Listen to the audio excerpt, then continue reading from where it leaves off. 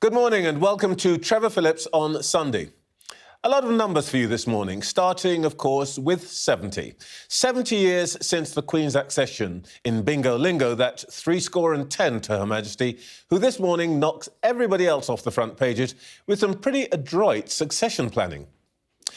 It's not so smooth over at number 10, where it's man alive. 5 of the Prime Minister's top aides resigned this week. The chairman of the Tories' backbench group, the 1922 committee, is said to be holding a jump and jive, that is 35 letters of no confidence in Mr Johnson. But to trigger a ballot, his committee needs to clean the floor, 54 letters. Well, that's just the Tory party bingo. But the figures that will probably determine the Prime Minister's future are coming from next door at Legs 11, Downing Street. In a typical household, energy costs are £700 up. After-tax income, £500 down. And inflation, not so lucky, 7%. The question being asked this morning is how long does the Prime Minister have in Downing Street? Are his days numbers? Let's see what our guests think it all adds up to. It's been another week of turmoil for number 10, with surely yet another to come. Not much fun for ministers to come on and defend their boss, but I'm pleased to say we'll be joined by Business Secretary Kwasi Kwarteng.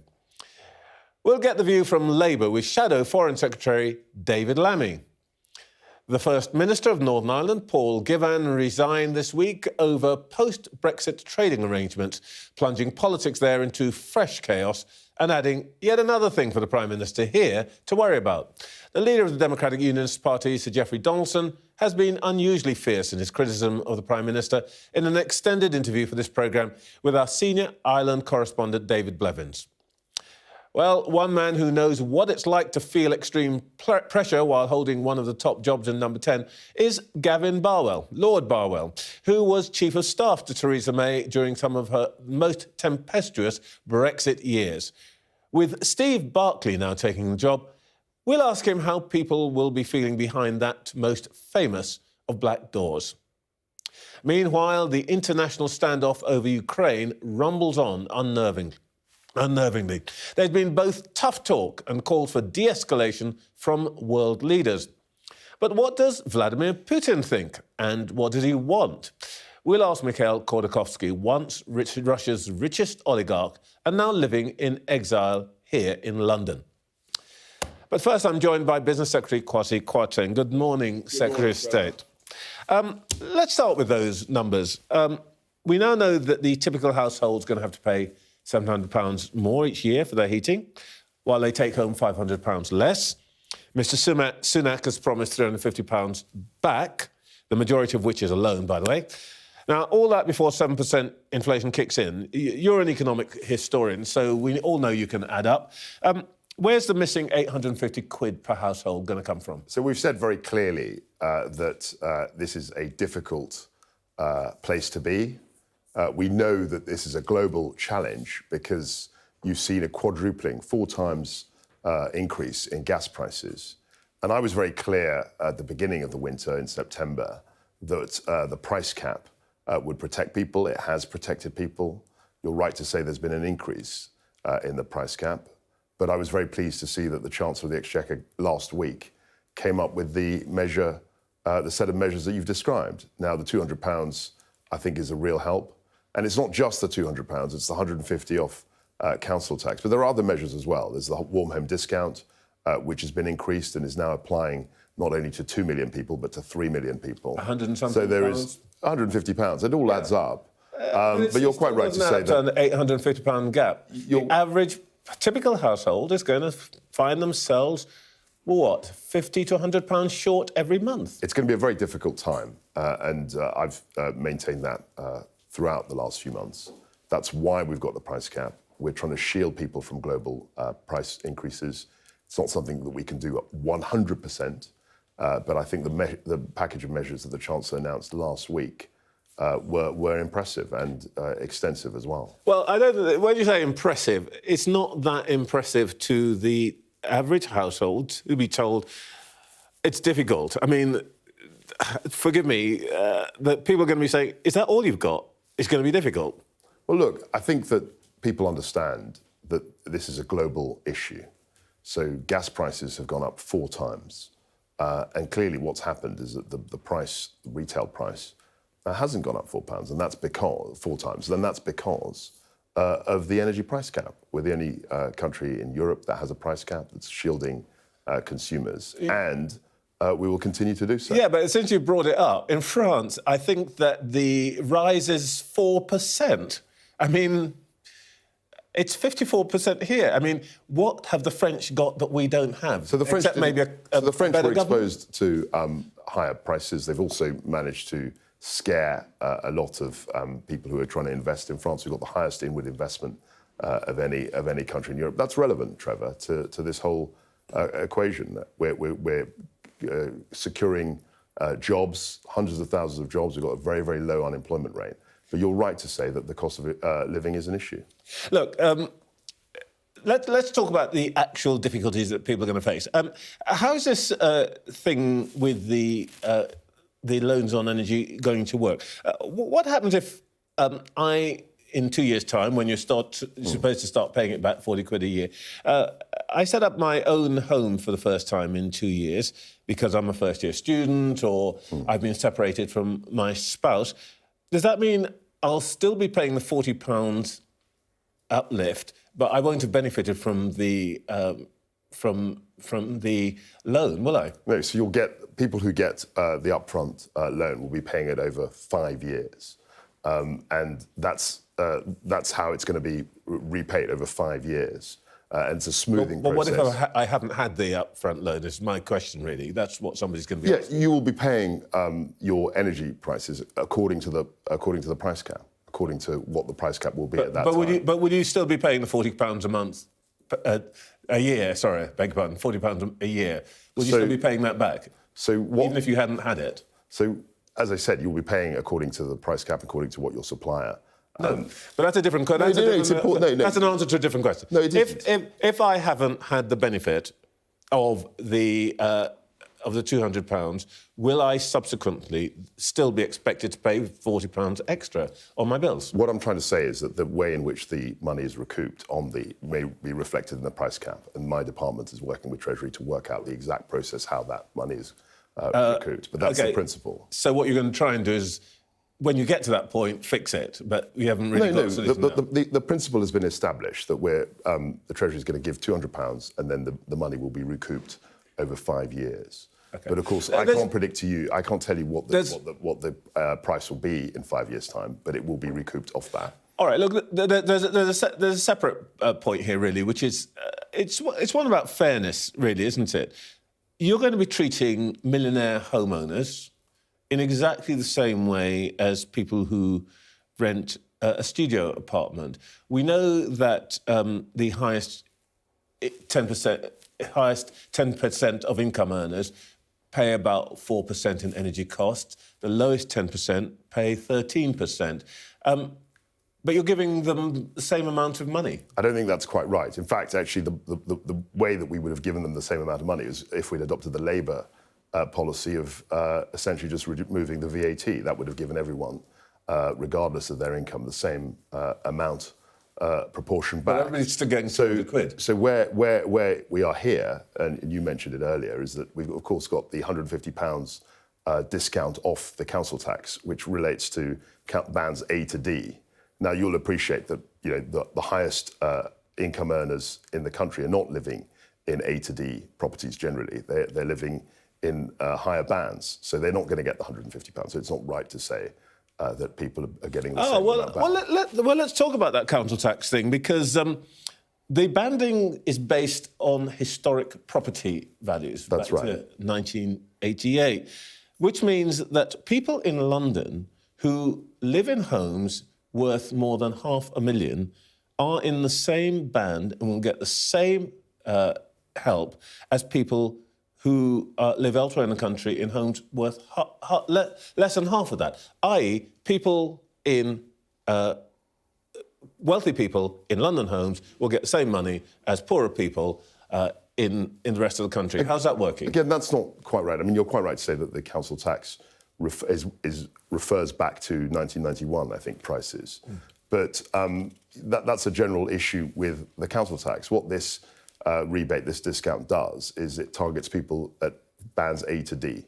So wherever they're living, these are not people living in the most lavish homes or the most affluent people in their boroughs. And I think they're getting reasonable support. It's not going to pay for everything, but I think it is a step forward in trying to alleviate the pressure that many people face. All right, I just want to give you the chance to clarify, because you mentioned it a moment ago.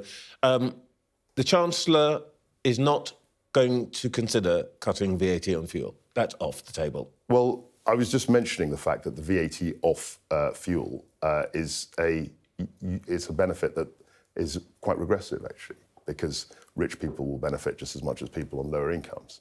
That's not something which the Conservative Party or the Chancellor want to do. They want to have more progressive taxes so that people who need the money are the ones who get it. So he's definitely not going to do it? That's up to the Chancellor. I have spoken to him, and that's not something that he's considering. He had a very full package last week. I was there in the House for 70 minutes. I listened to it very carefully. I agreed with all of it. And I think it's a good set of measures that he's brought in. I talked to your colleague Liz Truss last week, and I did put it to her that the cut in household income equates to about 12 weeks shopping if you shop in Waitrose. I worked out this week that it's actually more like 20 weeks if you shop at Aldi. Why are you punishing the poor by forcing them to choose between heating and eating? Well, as I've tried to say, most of the measures that the Chancellor announced last week with regard to energy bills are very strongly targeted at people on lower incomes. We haven't talked about... Yeah, but they're losing lots and lots of money out of this national insurance. We haven't talked about the warm home discount. I mentioned that. You seem to dismiss that, but I think that's significant. I think that the £350 package is significant. And also, if you look at the bigger picture, we are the fastest growing economy in the G7. People are not facing unemployment. And you've got to remember that in the middle of COVID in 2020, people were prophesying that there'd be millions and millions of people unemployed. And thanks to the interventions that the Chancellor made, we avoided that. So I think the economic prospects challenging are actually promising as well. All right, the reason I didn't mention the warm homes discount is it's been there for years. Yeah, but it's been increased. It's not new. It's not new. But all your taxes are new. But the number of people who are going to benefit from it is going to increase 50%. Right. That's 1 million more people. All right, let's talk about... this is a politics show, and let's talk about politics. Sir Charles Walker, one of the Prime Minister's most loyal supporters, is in The Observer this morning saying it's inevitable, that's his word, that Tory MPs will remove the Prime Minister from office. If Charles Walker's saying that, game's up, really, isn't it? Well, I don't know where Charles Walker's, where he's coming from. I don't see what he's seeing. I think he's a good vice chairman of the 1922.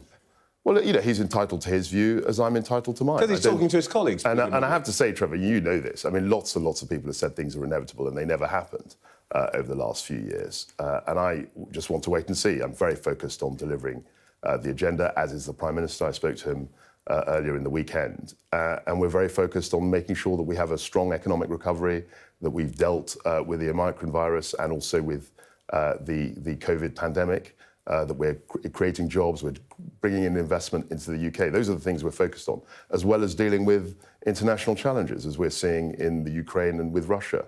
So that's what we're focused on. Charles Walker was also elected on the manifesto that we all were elected on 2019, and I'm sure he's 100% focused on delivering on that manifesto. So, as we're on the issue of Ukraine, are you one of the people to whom the Prime Minister has said, it is reported this morning, that it will take him a tank division to drag him out of number 10? And if you were you one of the people who might have said to him, Prime Minister, shouldn't you be worrying about the tank divisions threatening Ukraine rather than... I think he is worrying about the tank divisions facing Did he say that? No, he didn't mention that at all. I had a very... good conversation with him. We were focusing on jobs. We're talking about economic recovery. We did mention Ukraine, but I don't recognise the language that's been reported. Yeah, but we're talking about this, and in a way, it's all of Mr. Johnson's own doing, isn't it? I mean, Mr. Sunak and Mr. Javid have both said this week that they would not have used the words that he used about Sir Keir Starmer. Let's start this bit by just asking you, would you have used those words? I think it's entirely legitimate. Would you have used those? Oh, you would have used those words. It depends what the context was. I mean, but in that context, would you have used those words? In that context, I think it was perfectly reasonable to mention the fact that Sir Keir had apologised. Sir Keir himself apologised on behalf of the organisation that he led about the fact that they failed to prosecute Jimmy Savile. So the fact that he apologised suggests that he does, at some level, bear some responsibility. Now, I don't... The Prime Minister himself, the day after, said, that's not what I meant. Are you sure you want to say that you would have used those words? No, what I'm trying to say is that it's about leadership, it's about accountability. Sir Keir apologised, and so that was something that was absolutely in scope. Now, I'm not saying that he had personal blame. He didn't. And we've been very clear about that, and the Prime Minister clarified that position as well. But I think in the cut and thrust of debate, when people are talking about leadership and accountability, bringing up something that Sir Keir himself apologised for seems reasonable. Would it have been good leadership if he had taken the advice of his now former head of policy, Munira Mirza, and apologised for giving the impression, which I have to confess, pretty much everybody else in the country took, that he was talking about Sir Keir himself? I think he clarified what he said. But he was very clear that Sir Keir did not have a personal responsibility. It was not his fault personally. Should he have But Sir Keir did apologise on behalf of the organisation that he led, and that's what leadership and accountability mean. Should the Prime Minister have apologised? I think the Prime Minister was absolutely right to clarify his position. Munira Mirza has her position and subsequently left her role. Steve Barkley, he's now the Prime Minister's new Chief of Staff. He's already a minister. He's got his constituency. One's tempted to ask, if he's got enough time now to be Chief of Staff, what's he been doing with all his spare time up until now? I think what Steve's doing, I mean, it's a great appointment, by the way. I've worked with Steve in government for 4 years now, and he's one of the most honest, most rigorous, most collegiate ministers we have. And I think it's absolutely right that we should try and get the Cabinet Office and Number 10 working more cohesively together. And that's what Sue Gray said in her report. She said that there were leadership structures that were opaque. It was very difficult to see where the accountability was.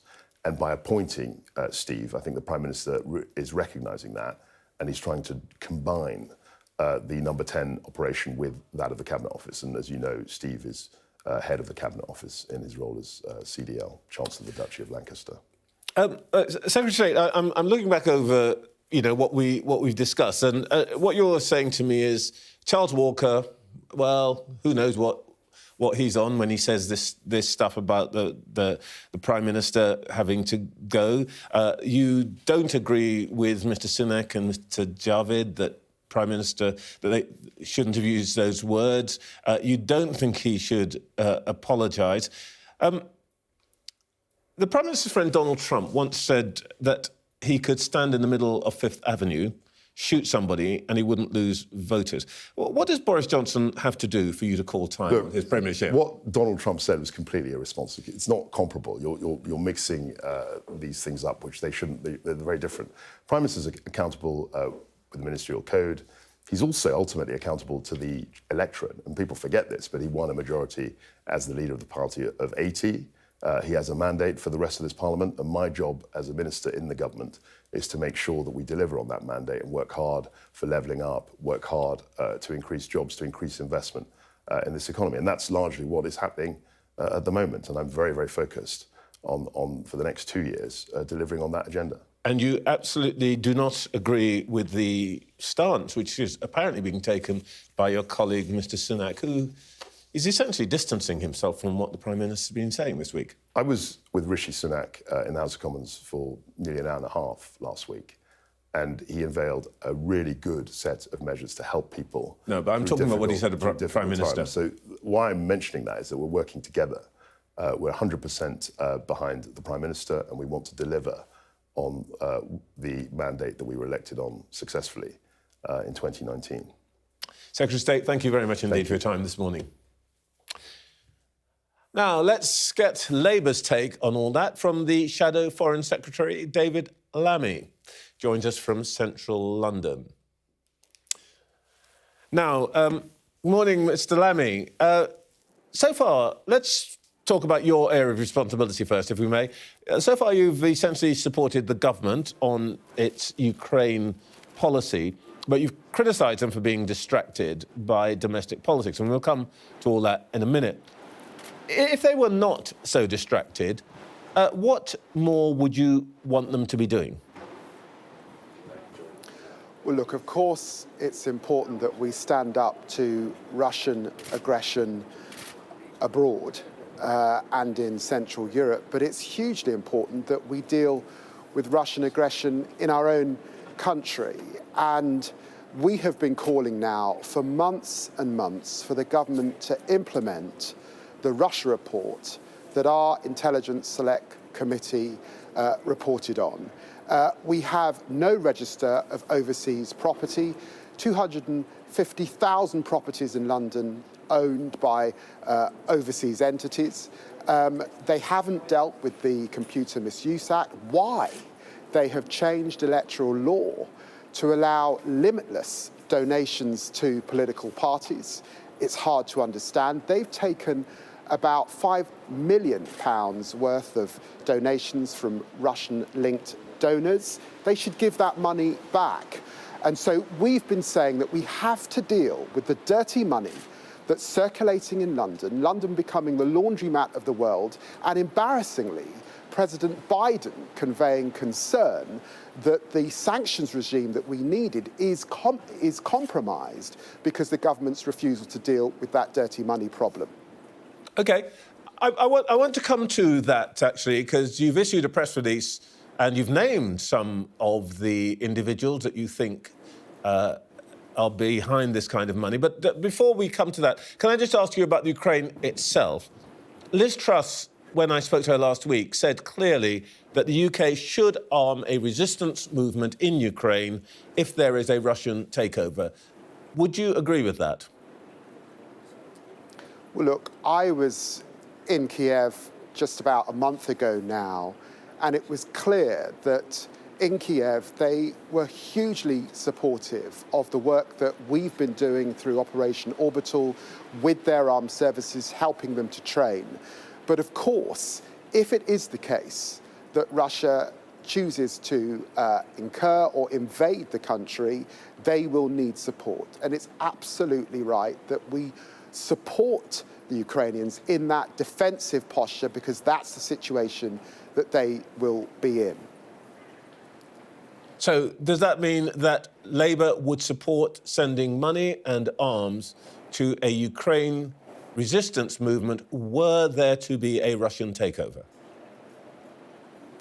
Well, look, this is the Ukrainian army that we've been working with now since 2014. Let's remember that because of the annexing of Crimea and because of that incursion into the Donbass and the separatist fighting that's going on already within the country, we have been working with those armed forces, training them and supporting them. And NATO allies, of course, want to ensure that they can protect the integrity of their country, the sovereignty of their country. We said that this would be a very, very bloody battle indeed. Already 14,000 people have died because of that incursion, and just outside the cathedral there is a wall of remembrance for all of those young men and women that have lost their lives. We tend to forget that they have already been experiencing this conflict, and of course we must arm them and support them if there is to be a battle ahead. OK, so you would support arming a resistance movement? Resisting Russian aggression, absolutely. Thank you. Now, you obviously do want to talk about the issue of Russian, what you call dirty money in London. Just to get one thing clear, if any Labour politician or organisation were to be found taking money from Putin or any of his associates, you'd want them to give that money back or be thrown out of the Labour Party? I think at this time it's incumbent for all of us to be clear about the dangers of plutocrats, kleptocrats and money laundering in our country. The situation changed dramatically after 2014, and we should all be cognizant of that situation. It's against that backdrop that we have challenged the government on the donations that they have received. Yeah, I want to come to that in a second. I just want to ask you about something that's actually in your control, which is the Labour Party. But I want to ask you about something that you can actually make a decision about, which is, would Labour throw out anybody who took Putin or Putin-associated money? Well, what we've asked for the Conservatives is to give the money back, and yes... No, I just asked you about the Labour Party. I'm going to ask you about the Conservatives, but I want to ask you about the Labour Party. Yes, and I'm responding to you, Trevor, and I'm saying that if that is the case, the money should be given back. OK, thank you. All right, well, let's talk about the Tories. And you've issued a press release today. And I want to look at some of the people that you name in your release. One of them is the Ukrainian-born Sir Leonard Blavatnik, who is the United Kingdom's richest man and is, you say, an example of what you call, and I'm quoting here from your release, the widespread presence of suspect Russian money in the UK. And you want the Conservatives, the Conservatives to give back the £145,000 he's given them in the last 10 years. Look, the case is this, that we have individuals in our country who often have dual nationality. Many of those individuals made money under Putin's regime, and if you go back upon the breakup of the Soviet Union, taking over what were previously national industries. The Times today is reporting the sons and daughters of people linked to Putin buying property here in London. It's against that backdrop that it's wrong to change our election law to say that you can have limitless donations. Of course it's important that we are completely above board, and any money associated with Vladimir Putin and his regime should be given back. Does that mean Sir Leonard Blavatnik should be given back his £145,000? This comes from your release. Give him the money back. That's what we've said. OK. Should Oxford University also give back the £75 million he gave them in 2010? And should your own alma mater, Harvard University, give back the $250 million it received from him in the past decade, if this is dirty money? I think we should make a distinction between political donations to our party. That is the distinction that was made in the Russia report. That is the distinction that was made by the Senate in their Foreign Affairs Committee report, where they were concerned about the influence of that money on political decisions of the day. So what we're talking about are political donations, and we must have a system that's accountable, that's transparent, and that is above board. That is the basis on which we are asking the government to deal with dirty money. But that's not just the Labour government doing it. Our own Intelligence Select Committee asked the government to do this, and there's a range of things that I've set out.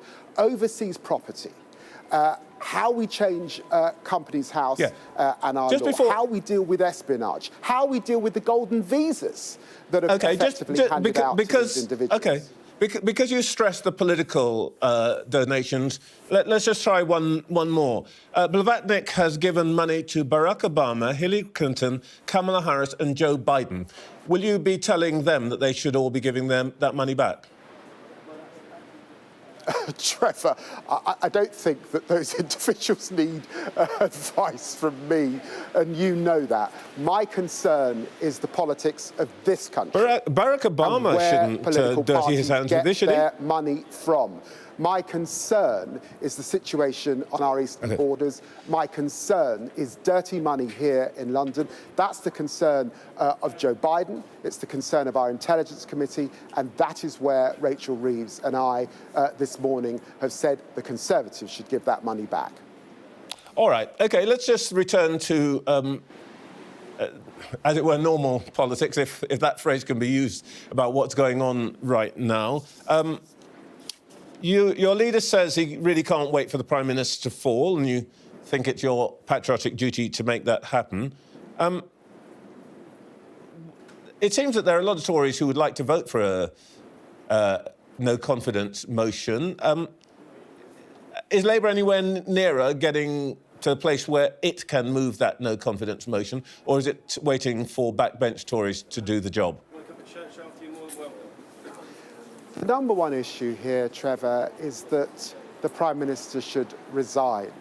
You know, and there's a lot of history that he could look at. He says he's a great historian. Chamberlain resigned when he could not form a national unity government. Eden resigned after Suez. Theresa May indicated she would resign after a disastrous general election, and David Cameron resigned after the referendum. Because of the numbers, the majority that the Conservatives have, this is an issue for Conservative backbenchers. And of course, you've seen many of them indicating that the time has come for him to step down. A vote of confidence. Well, why not give them the opportunity to vote for it? In the government. And of course, Labour have no confidence in the government. But this is an issue now about Boris Johnson and his fitness to govern. Yeah. Our allies are laughing at him.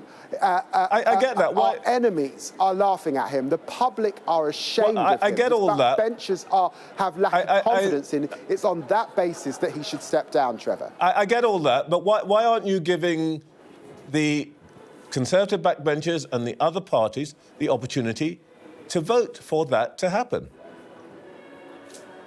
That's leadership, isn't it? You know on the numbers that we have in the Commons within the opposition, we can't make that happen, and that was sealed in the general election and the result that we have. So this is a matter for the 1922 committee, and it's about Boris Johnson individually. A confidence measure in the government, I suspect, would fail if we were to bring it to the floor of the House at this stage, because it would take Conservative backbenchers voting for it to bring him down. David Lammy, thank you very much indeed for your time this morning. Thank you. Now, don't forget, the great debate returns tomorrow night. With Broke Britain, can you afford the cost of living crisis? We want you to join our virtual audience and share your experiences and the decisions you're having to make ends meet. If you want to get involved, email The Great Debate at sky.uk and tune in at 9 p.m. tomorrow. I'll be there. Anyway. Now, DUP leader Sir Jeffrey Donaldson has urged Boris Johnson to prioritise the political crisis in Northern Ireland over controversies in Downing Street. Earlier this week, Northern Ireland's First Minister resigned over the government's failure to address unionist concerns about the Brexit border in the Irish Sea. Sir Jeffrey Donaldson said the fallout from lockdown parties in Number 10 was making it difficult for the Prime Minister to focus. He's been speaking to our senior Ireland correspondent, David Blevins. Boris Johnson promised your party there would never be a border in the Irish Sea. Then he promised to remove that border. Why do you still trust him at all? Well, the Prime Minister did let us down, and let us down badly. And at the Conservative Party conference this year, I met the Prime Minister. He apologised to me. The problem, David, is that we've had a lot of words about triggering Article 16, which the protocol allows the government to do in circumstances where there's economic or societal or political harm caused by the protocol, and yet we haven't had any action.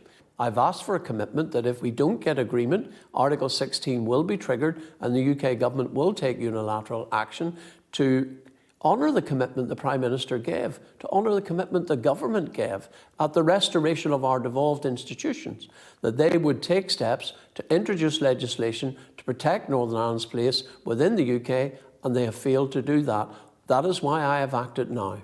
So you've acted, the Agriculture Minister from your party halted checks. We know that's now subject to judicial review. But if a minister in the devolved government had the power to halt Brexit checks, how did Westminster have the power to remove Northern Ireland from the European Union in the first place?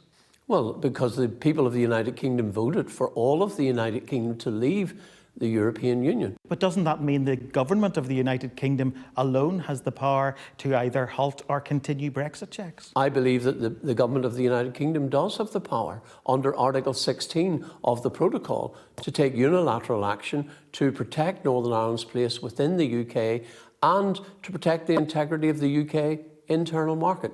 And I'm saying to them very clearly that and I want to see political stability in Northern Ireland, David. I worked for decades for political stability. That is my objective.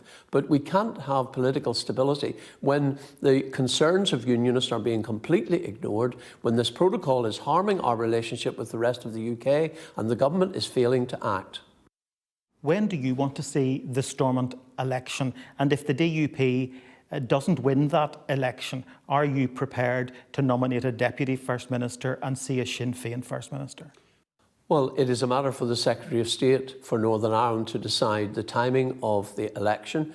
We will be ready to take our case to the people as soon as that election is called. In terms of the outcome of the election, David, I want unionism to win. I am not contemplating defeat at the hands of Sinn Féin. My objective is to win the support of people in Northern Ireland to maintain the DUP and unionism as the largest bloc in the Northern Ireland Assembly. That's what I want to achieve, and I think in those circumstances we will have a unionist First Minister. So what do you say to people who would fear that the DUP will just use the protocol row to prevent sharing power with Sinn Féin?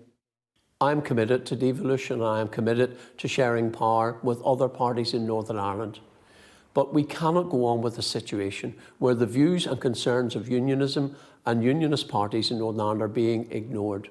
I want to restore fairness, I want to restore respect, I want to restore political stability in Northern Ireland, but that means the protocol has to be dealt with. Solutions need to be found, and the sooner that happens, the better. And I hope that before the Assembly election, David, we will get an agreement on dealing with the problems and resolving the difficulties created by this Irish Sea border. The ousting of Arlene Foster revealed division in the DUP. The party's had 3 leaders and now 2 First Ministers in the space of 10 months. Is the party in meltdown? I don't think that it is, David. We're preparing for the election. I've worked hard since I became leader of the DUP to heal the wounds. Like every political party, from time to time, the DUP has its differences. Sadly, last year, those differences became a very public affair. And I deeply regret that that happened. And I am working to pull the party together, to get the party into shape to fight the election and win the election for unionism. Sir Jeffrey, the founder of this party, the Reverend Ian Paisley, would not have been impressed by boozy parties in Downing Street. Why is the DUP the only opposition party not calling for the Prime Minister's resignation? Well, to be clear, we have spoken out very strongly. And I think that one of the most passionate speeches that we've seen in the House of Commons was that of my colleague Jim Shannon, the Member of Parliament for Strangford, who spoke powerfully about the experience of his family losing his mother-in-law during the COVID pandemic. But I would say this to the Prime Minister. Northern Ireland is an important part of the United Kingdom. You're our Prime Minister.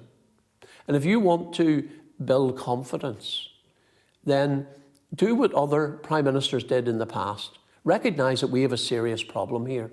And instead of being focused on what's going on in Downing Street, be the Prime Minister the people needs. Reach out to Northern Ireland. Help us to resolve these issues. Make this a priority. Let's get our political institutions restored on the basis of sound foundations. That means dealing with the protocol, making these issues a priority so that the people of Northern Ireland can enjoy strong, stable government.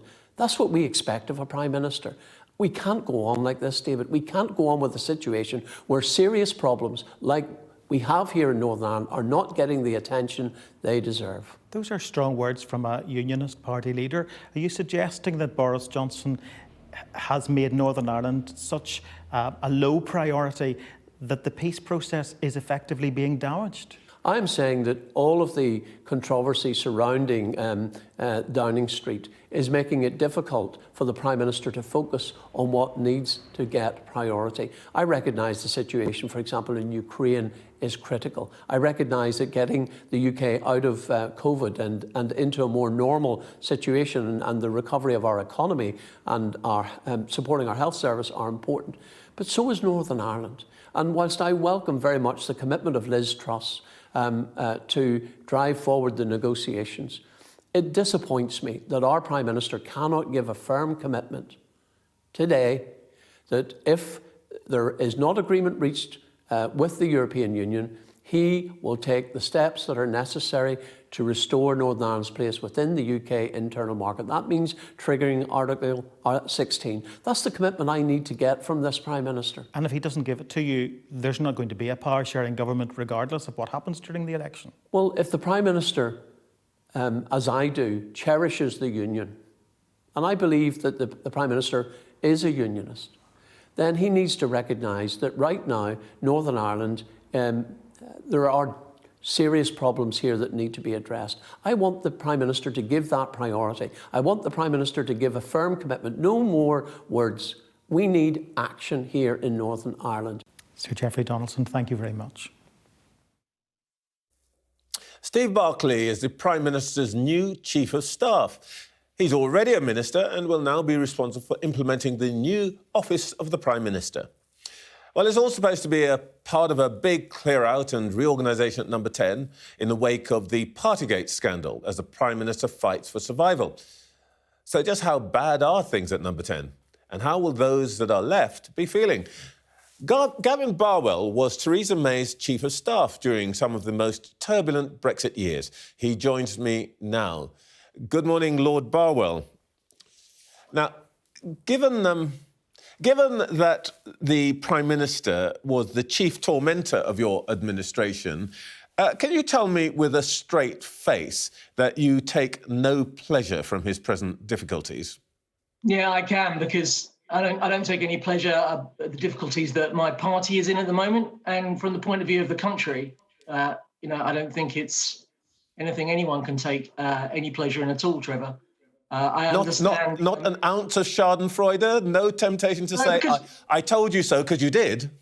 Right, well, so there's look, I think we're perfectly entitled to warn, to say to people that the concerns that we raised, both about the Brexit approach the Prime Minister was going to take. You've just had an interview with Jeffrey Donaldson there. Theresa absolutely warned what a border down the Irish Sea might mean for our politics. So I think we're perfectly entitled to say, I told you so. But that's a different thing from what you asked me, which is, do I take any pleasure in seeing that the mess that things are in at the moment? And I don't. OK, well, that's a very grown-up approach. And, of course, that's why the Prime Minister, the previous Prime Minister, had you in there. You were her Chief of Staff. Steve Barkley is your successor. Is that a good appointment? So look, I've got a lot of time for Steve. I think he's a really smart person, incredibly diligent. He doesn't take any nonsense. He'll want high standards there. I should declare an interest. He's someone I would consider a friend. So lots of good qualities that he has. I think that there are two challenges. The first is he won't be able to do the job in the way that I or Nick Timothy and Fiona Hill or Ed Llewellyn or Jonathan Powell did it, because he's combining it with being a government minister and an MP at the same time. So he's going to have to find a way of doing the job in a different way.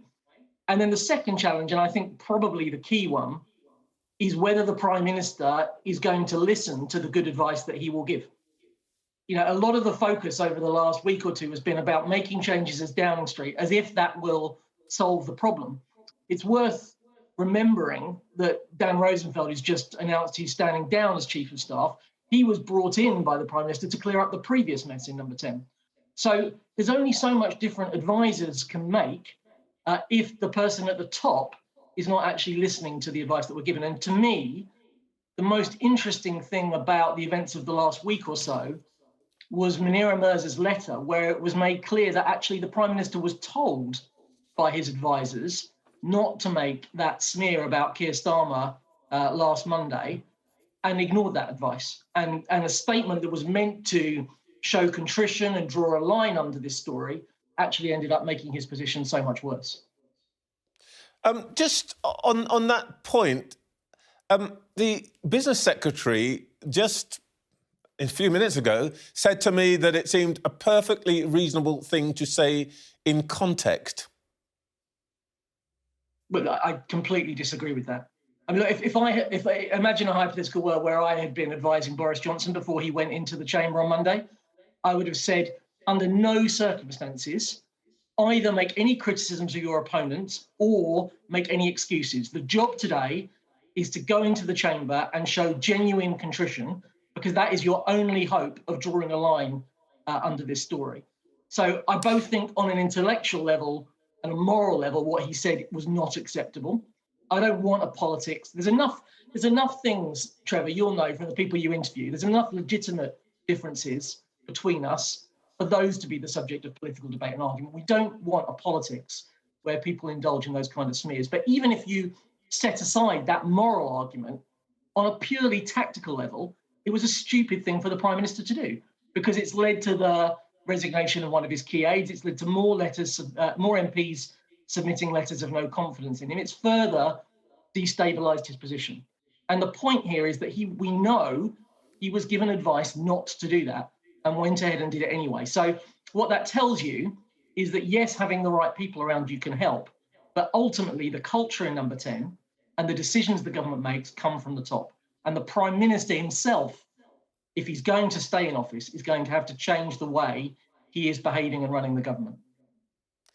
Isn't the problem here then, and I speak to you as an experienced advisor, that actually he doesn't take advice, and you could have Socrates, Machiavelli and whoever else you liked in there to advise him, but he, when he's got it in his head, won't take that advice, cannot help himself, and he will do what he wants. Isn't the problem here?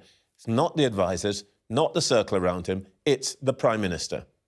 So that definitely has been the problem, and the question is whether it's going to change. The other person that he's bringing into Number 10 is the new Director of Communications, Khodorkovsky, who was one of his key advisors when he was Mayor of London. So there was a period, as you'll know from your own experience, when he was running London, where first with Simon Milton, then with Eddie Lister, he had a team around him that he did seem to listen to and respect. So it is possible that these changes, he might pay more attention to this new team than he was to the previous one. But you're absolutely right about what the problem has been up until now. I don't want to take too much time on this specific point, but every time one of these things happens, he says, there was no party. Oh, yes, there was a party. I wasn't at the party. Oh, yes, I was at the party. There's whatever it is about Keir Starmer, That somebody says he's going to change. He says he's going to change. And then he does it all over again. Yeah, so look, I think at some point in the future, when someone's writing a book about how to handle political scandals, the events of the last few months will be like chapter 1 of how not to do it. Now, if you imagine a hypothetical world where when this story was first raised, Number 10 had quickly established the facts, put them out there, issued a genuinely contrite apology, that might have been okay to get through that. What is indisputable is that the way that the truth has been dragged out of them over the last 2 or 3 months has made this situation far, far worse, far more damaging to the Prime Minister's reputation. We're at a point today where somewhere between 60 and 70% of your viewers think the Prime Minister should resign. And ultimately, whatever comes out of the police investigation or the final version of the Sue Gray report, if he can't turn those numbers around, if his personal polling remains where it is today, then Conservative MPs are going to make a change sooner or later. Well, you've been kind enough to be one of our viewers today. Where are you on that? Which side of that line are you on? Should he go, as the 60 or 70% think? I think I'm not one of the Conservative MPs that are going to make the decision. Ultimately, they're the people that are going to make the decision. But you're a viewer, you're a smart man, you've been there. Should he resign? Is that the best thing for the party and for the country? So I am, on the moral issue, I find it very, very difficult to defend the way in which he has run Number 10 and the way in which he has tried to cover up what's happened. And on the pragmatic test, which your viewers will probably have less sympathy with, about what's the right thing for the Conservative Party to do, I am very sceptical about whether it's going to be possible for him to restore his standing with the British public. So my inclination is that the Conservative Party would be better making a change. And I also think for the good of the country in terms of trust and faith in our politics, there's a strong case for change. But it's not up to me to make a decision. Ultimately, this is a decision that up until the next election, at least, is one for Conservative MPs. Well, and it's a decision for him. So if you were his advisor, would you be saying, Boris, time's up? I don't think there's a chance in hell that the Prime Minister is going to voluntarily resign. He's going to stay there unless Conservative MPs remove him or unless he loses an election. And so, you know, I don't see any prospect of him voluntarily standing down, Sean. Gavin Barwell, thank you so much for your time and your experience this morning. My pleasure.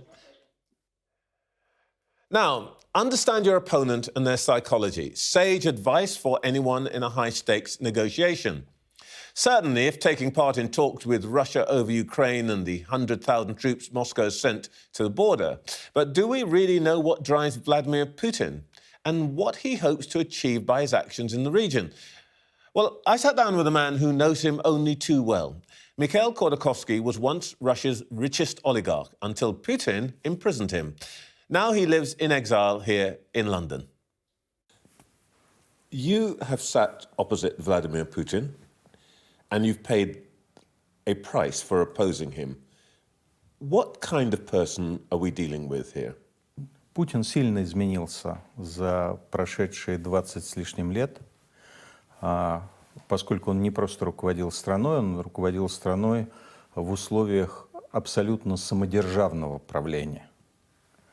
И если раньше это был человек внимательно прислушивающийся, осторожный, то сейчас это изменилось. Он уверен в своей непогрешимости, и он способен на разного рода, в том числе неосмотрительные шаги. So why do you think he and the people who surround him, the clique, I guess you would call it, what do they think they're doing in Ukraine? Вы должны понимать, что для Путина события на Украине, когда там произошел Майдан и был снесен Виктор Янукович, которого Путин считал своим вассалом. Так вот, это был очень травматичный для него опыт. Он считал, что это то, что сделали американцы, и это первый шаг перед тем, как напасть на него лично, на его власть в России. И для Путина было и остается принципиально важным, чтобы Россия воспринимала Украину как страну, пострадавшую вследствие Майдана, вследствие сноса авторитарного правления, вследствие того, что был убран вассал Путина. Вот ему очень важно, чтобы россияне воспринимали это как неудачу. И он все делает для этого. Let me come to Ukraine specifically in a moment, but just on Putin, the person that you are describing, there's only one word that comes to my mind. You're saying this is a paranoid person. Без всякого сомнения, Путин за 20 лет стал параноиком. Как параноиком является любой мафиозный босс по очень понятной причине. Если вас не защищает закон, если вы не являетесь легитимно избранным руководителем, если для того, чтобы избраться, вам потребовалось нарушать Конституцию, фальсифицировать выборы и так далее, вы понимаете, что вы очень зависите от восприятия вас вашим окружением. Если ваше окружение вас боится, и вы ему выгодны, то вы живы. Если ваше окружение считает вас слабым, то вы, скорее всего, жить перестанете. Вот именно поэтому для Путина принципиально важно не выглядеть слабым. Is there no internal opposition rising? На сегодняшний день, естественно, оппозиция в России сведена к минимальному уровню. Это сделано путем арестов, это сделано путем давления на родственников. Но это же означает, что оппозиционные настроения ушли вглубь.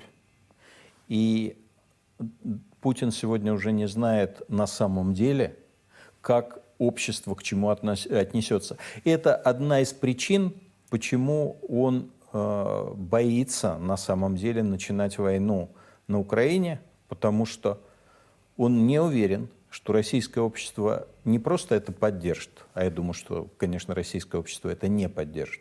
Он не уверен, насколько сильным будет обратный ответ. А он может быть очень сильным. Мы должны понимать, что Россия и Украина на самом деле являются очень близкими странами не только территориально. 30 миллионов российских семей на самом деле либо смешанные, либо имеют родственников на Украине, либо вышли из Украины. И это для Путина тот очень серьезный вызов, который он боится перешагнуть. Но, с другой стороны, он понимает, что он сам поднял ставки так высоко, что вот просто так сказать, что все, отыгрываем назад, это для него показать себя слабым. А это, как я уже говорил, большая опасность. Let me ask about what we could do to deter him. If it can't be done from inside Russia or Ukraine, then it's up to the rest of the world. Now, one thing that could be done is to put pressure on the clique around him. Now, when you came to London, you had to give up your assets, but there are many of the Putin clique who have, for example, property in London. They have their assets here, what people call dirty money. Could we be doing more to put pressure on him and the people around him by essentially seizing or interrupting their access to that money in London? На мой взгляд, давление на собственность и активы путинского окружения имеют два смысла. Первый смысл – это та ситуация, когда путинское окружение использует эти деньги для незаконного воздействия на британскую политическую систему. А это происходит прямо, опосредованно, через юридические фирмы, через лоббирование промышленников, через непосредственное воздействие на политиков и так далее. Это самая опасная история, с ней действительно надо очень серьезно бороться. Вторая история скорее этического плана. Готовы ли британцы мириться с грязными, с украденными деньгами у себя на территории? Ну, это выбор британского общества. То, что касается воздействия на принятие решением Путиным, то понятно, что для него активы его окружения, которые находятся на территории врага, которым для него является Британия, это скорее свидетельство о неком предательстве, если только эти активы не используются для, так сказать, влияния на британскую политическую систему.